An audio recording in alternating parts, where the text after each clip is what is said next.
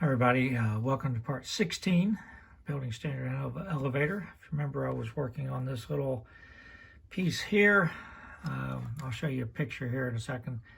The gap may be a little bit too high, but I'm pretty happy with it. Didn't do a step-by-step on that because it was completely trial and error. I mean, this thing is like 5/8 inch wide by 5/8 deep, and so actually I was able to make the whole thing out of just like a little piece of styrene like this, just trial and error. But it's in there pretty good. Again, the roof is just sort of tacked on right now, so I'm going to take the roof off. And I've got the floor tacked on too because I wanted to make sure that I got this lean-to at the right height. And I'm going to go ahead and paint the building. So while the paint's drying on the building, let me talk about something real quick. I put this beam in here, again, it would support the floor in theory, and there would be posts, spaced all the way down through. I think I put these 16 scale feet apart, if I remember. I put these two little braces in there mainly to strengthen these, because I wanted these posts to be vertical. You're never going to be able to see this right here or these because when I was showing you the interior, I would have the camera like literally like right here, and I was moving this around. If I put this 6 inches from the layout, you're not going to look up. You're not going to be able to go up and see that. So Fred Gemmell pointed that out, that I really needed to have braces over here and over here if I was going to model that whole beam. And he's absolutely correct, because that's the way the building would be. But these were mainly put in not as a visual thing, but mainly to strengthen this post here to keep these vertical, because you will be able to see these posts, I think. maybe.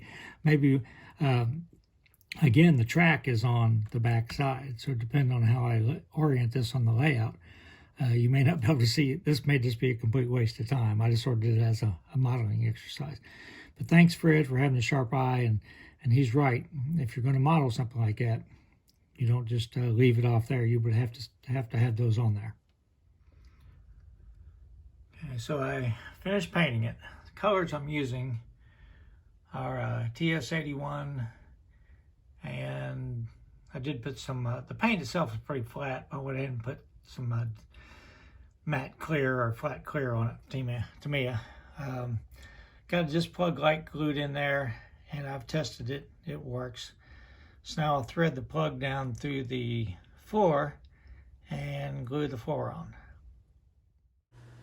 So let's look at the roof on the lean-to. Remember I pointed out how the ends of the rafters were sticking out? So I decided I wanted to try to duplicate that. So let me show you what I did. We'll see how it turned out. I don't remember who makes this roofing material, but those ribs are about 2 feet apart in end scale. So I flipped it over and had some really, really tiny strips, and I glued them on at every other seam. So it'd be about every 4 feet. And just went all the way down the building doing that. So after I was done, I flipped it over and I chopped all of them off. Now in real life, those would be cut, straight up and down angle. Believe me, you're not going to be able to see them. And I don't know if you're ever even going to be able to see them in the photograph I'm going to take after the roof is on there to tell what angle they are. So at this point, I painted the roof, the underside of the roof, and I glued it on. And I'll show you what that looks like now. Here's the result. You can see them if you look close. Was it worth it? Probably not. It was more just an exercise in seeing if it could be done, to be honest with you. The way this model is going to be oriented with the track and everything, I don't think anyone's ever going to see it, but it's fairly easy, and it was kind of fun. So it shows you what's possible anyhow.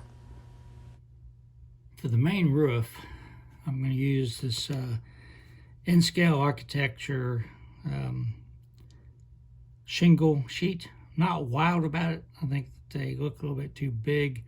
That's what I used on the depot, and it looks okay. I've already got this side done. it's pretty thin, so I laminate it to a piece of styrene. I'll show you how I'm going to do that. I will obviously dull coat it and weather it. Now, I put a brace in. I did not put it exactly at the point of the ridge because this is not a 90-degree angle right here. So if I lined it up with one side, it would stick up on the other side. So actually I pushed it back a little bit. And then I will put another one right here because this stuff will sag if you don't do that. I don't think I need another one in the middle, like along here too much. I don't think it's going to sag that way because we're going to talk about, an inch here. But I'll put a little brace across here and glue it in before I get this side done. You see I put a little piece right here, a little spacer, because this side is unsupported and it was tending to come in a little bit, so I just put a little spacer there. I measured the distance right here, and then I cut a little piece, and I kept working it until it wasn't pushing it out too far, and glued that in there. That'll help hold that vertical. So let me show you how I laminate the two sheets together. This is the front side, the top part you're going to see. On the back, it's just some, I think it's maybe vacuum formed or something. I'm not sure what type of molding they use for this. But I take sandpaper and I rough it up. You remember Boomer talked about how if you rough up styrene, it will adhere better. So then again, I did the same thing to the side that's going to be facing up, going to be glued to this. Also, and you probably won't be able to see it, but I beveled the edge here. This is going to be the one that's going to go up against the point. If you don't do that, if you just butt them up together, you're going to, I could put a ridge cap on it or something. I'm going to try not to do that because I've never had one that really looks good. But I'll see if I have to do it, I will. So basically, I'm going to take my canopy glue. I'm going to smear it all over this side. I've already roughed up this side. I'm going to put a thin coat all over it. And then I'm going to adhere it on here, and I'm going to set heavy stuff. I've got this, spool of solder there. I'm going to put some heavy stuff on it, and I'm going to let it dry for 24 hours. Now, the Canopy Cement says, join parts and tape in place for several hours, fully cured in 24 hours. So I'm just going to let it sit for 24 hours. Then I'll cut out the outline of it. After I cut out the outline, I will paint it, so make sure all the edges are painted, and then I'll come back and I'll put it onto the building. The roof I've got on there right now is only glued on one end, so I've got a little bit of play where I can move it back and forth. So we'll see what that looks like when I get it done. It's got a thin coat of canopy glue on it. I just try to smooth it out, get as smooth as I can, and get full coverage on it. And I'm just going to place it down and weight it down. So this is what I have done so far on the entire complex. So I'm considering the warehouse done. I've got obviously the roof on it. There's the end, back. Just laid a piece of track in there to sort of show you how it's going to go, but actually I don't think the track will actually go back past the warehouse. It will probably end, but it certainly isn't used to load anything in the warehouse at this point. So what do I have left? So there's an unloading shed, which I'll show you. It goes back behind here where they dump trucks out. Really weirdly shaped. Because these buildings, I've got them laid out approximately the way that they were.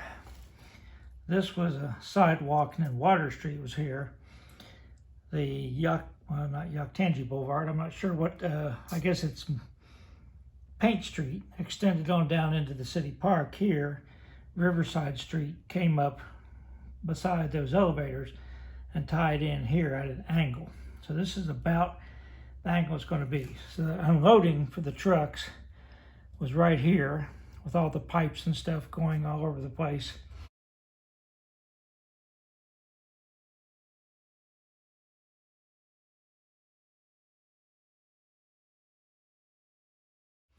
And then there are some big metal grain elevators. There's 3 of them. They're actually taller than this.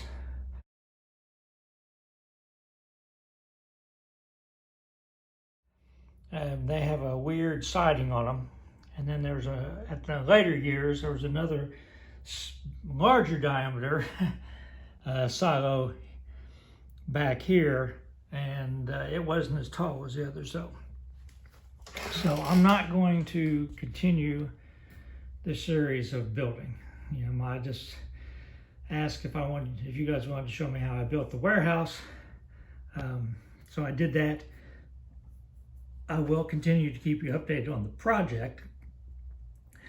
I'm not going to say the warehouse is completely done because I did add like gutters and downspouts on the depot building, so I might do that on the other buildings too. But I'm going to wait until I get it closer to being done where I don't have to handle it as much. You know, because those things are super delicate.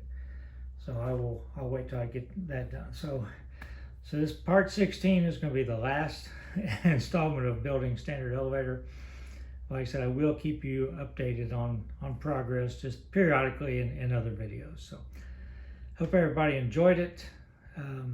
Questions, comments, always welcome. Everybody stay safe. But wait, there's more. So I got this done before I post the video, so I thought I'd show it to you. This is the Rix kit.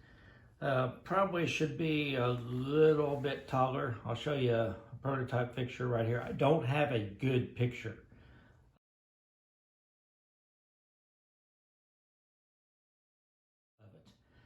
I think the real one was more open, didn't have that enclosed area. Looked like it was just like, you know, more like a tower of steel or something like that, but like a cell phone tower type thing. But I don't know. I don't have a close-up picture. It's a really nice kit.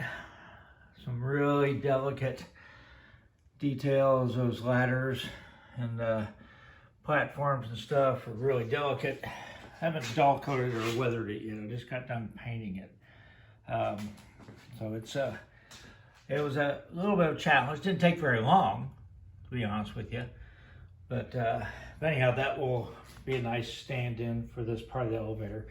And of course, there will be like a tube or a pipe, whatever, radiating out from here. I think there's just one on standard elevator that went to here. But then there are other ones come in to the elevator, different places and stuff. So I think again, I think it will add to the effect of the whole layout or the whole model. Everybody stay safe.